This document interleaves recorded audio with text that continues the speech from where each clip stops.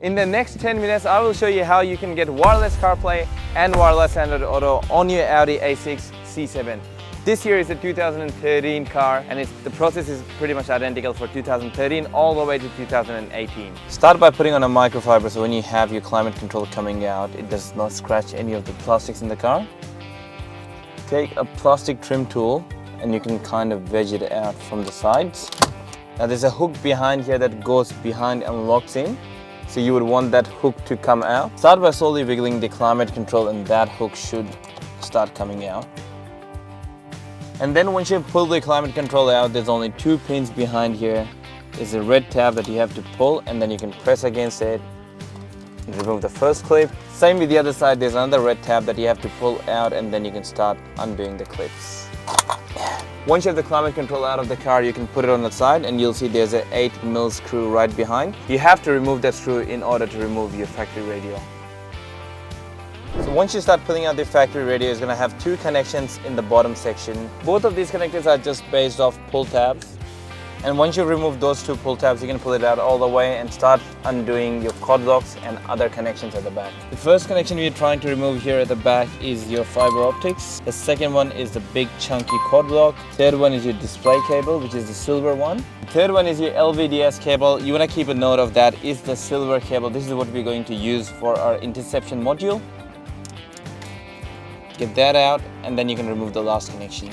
With all of your connectors out of the way, you can go ahead and put your factory radio on the side. You won't need this for now. We're going to start installing our module, and once the module has been installed and all the wiring has been run behind the factory radio, that's when you need the radio again to put it back in place. Now we like to mount our modules right there in the passenger side inside the carpet here. There's a lot of room where you can mount the module flush. In order to do that, you do have to remove the glove box. The glove box can come out once you have this cubby thing come out. There's 1, 2, and 3 8mm here. There's one here on the left side and there's one on the right side, and the whole glove box can sit down. Now when you guys are removing the glove box, you want to make sure you don't get the glove box down all the way. There's this connector behind on the left side of the glove box. So how you can do it is have the glove box sitting on your hand on one side and slowly get it down just enough so you can reach this plug. As soon as you're able to reach this plug, you can kind of press it from here and pull it out, and then you can remove the glove box from the car. This is the cover that comes out of the carpet area. Once you remove the cover, there's another 8mm that you have to get out that allows for you to pop the panel out, and you can pull the carpet down where we are going to mount our module. Now once you open our kit, this is what you get. You get the actual integration module, some strong double-sided to mount it. There's a pair of LVDS cable. One of them is going from your factory radio into your module. The other one is going to go from the module back into the factory radio. This is the interception process. This cable here is going to connect to your original cord lock, and the other end will go into your factory head unit. And lastly, that's the Wi-Fi antenna. We mount this to increase the connectivity strength. Make sure there's no dropouts when the customer is trying to connect to the car. There is a nice cavity behind there where you can mount your Wi-Fi module away from all the electronics. Is there with a flat surface. This is going to stick on tight and never come out. For the remaining of your cable, you want to run it from there up to your factory radio side, and then we can start doing the plug and play side. As always, we want to use this nice fabric tape to wrap all of our wiring, making sure nothing is ever going to rattle and we don't hear any complaint from the customer saying, hey, you worked on the car and it's rattling now. This tape is a game changer.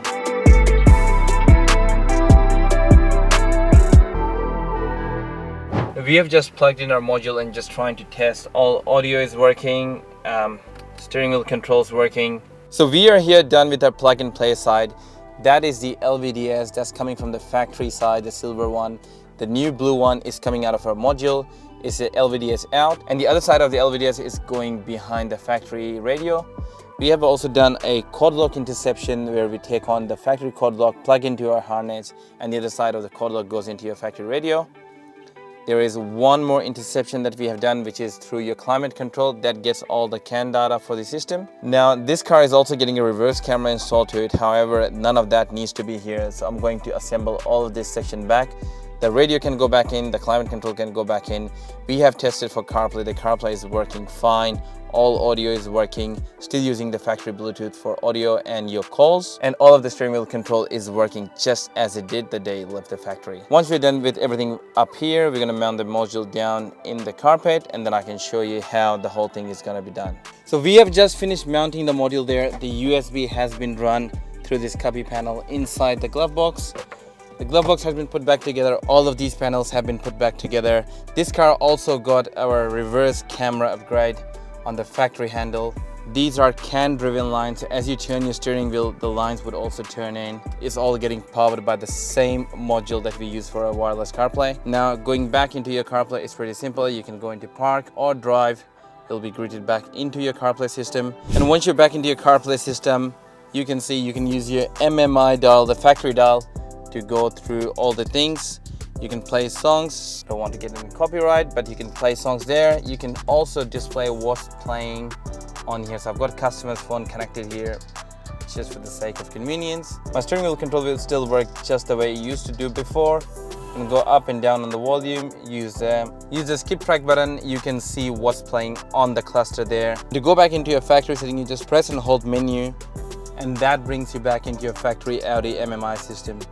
To go back into your CarPlay again, you just press and hold menu again, back into CarPlay screen. That is wireless CarPlay, wireless Android Auto on your factory screen on your Audi A6, A7, or C7 edition, or we can put it in any other car. If you want to buy this kit and do a DIY, you can just go to this link and buy it here.